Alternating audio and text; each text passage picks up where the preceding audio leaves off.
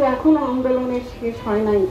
এই আন্দোলনে যারা প্রাণ দিয়েছিলেন ছাত্র শ্রমিক জনতা এবং বেশিরভাগই হকার থেকে শুরু করে যারা এই আন্দোলনে যারা গার্মেন্টস শ্রমিক, যারা বড় অংশ রাস্তায় আমরা তাদের দেখেছি, আন্দোলনে তারা অংশ নিয়েছে, তারা আহত হয়েছে।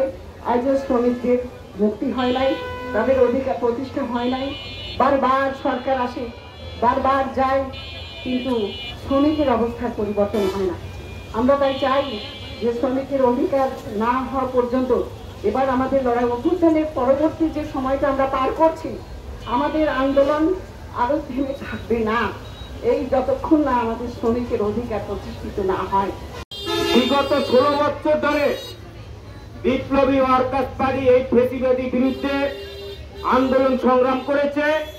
জুলাইয়ে ছাত্র শ্রমিক জনতার গণ অভ্যুত্থানের মধ্যে দিয়ে 5ই আগস্ট এই স্বৈরাচারী ফ্যাসিবাদী শেখ হাসিনা বিদায় হয়েছেন, পালিয়ে গেছেন। পালিয়ে গিয়ে ক্ষান্ত হননি এই স্বৈরাচারের দোসররা। তাহারা এখনো আমাদের দেশের বাংলাদেশকে নিয়ে নানান ধরনের ষড়যন্ত্র করতেছে। বন্ধুগণ, আমরা কি দেখলাম এই গত এই 1 বছরে ধরে এই শেখ হাসিনার নির্দেশে এই স্বৈরাচারের দোসররা বাংলাদেশে যে পরিমাণে অরাজকতা নৈরাজ্য সৃষ্টি করতেছে, আমাদের দেশের মানুষ তারা এই স্বৈরাচারকে বিদায় দিয়ে আমরা আমাদের দেশের সামনে যাতে করে নতুন বাংলাদেশ রূপান্তরিত হতে পারে সেই আলোকে বিপ্লবী ওয়ার্কার্স পার্টি সহ বিএনপি সহ নানান যারা ফ্যাসিবাদী বিরোধী আন্দোলন করছে তারা এই ব্যাপারে খুব সক্রিয় ভূমিকা পালন করতেছে।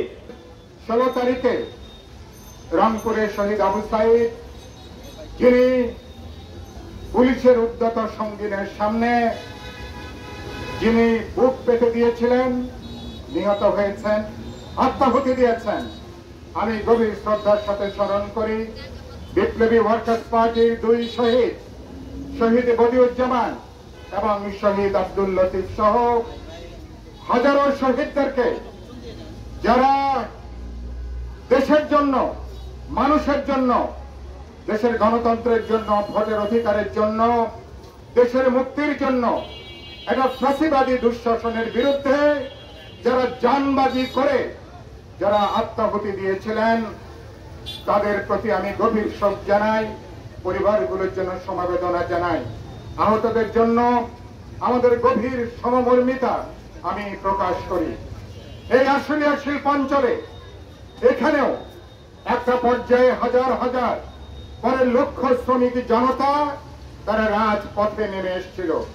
আমি বিপ্লবী ওয়ার্কার্স পার্টির পক্ষ থেকে আপনাদের সবাইকে আমি রক্তিম শুভেচ্ছা এবং অভিবাদন আমি জানাই। বন্ধুরা, এবং এখানে অসংখ্য মানুষ, পুলিশ, বিজেপি সহ বিভিন্ন সশস্ত্র ক্যাডারদের হামলায় অনেকে প্রাণ হারিয়েছেন।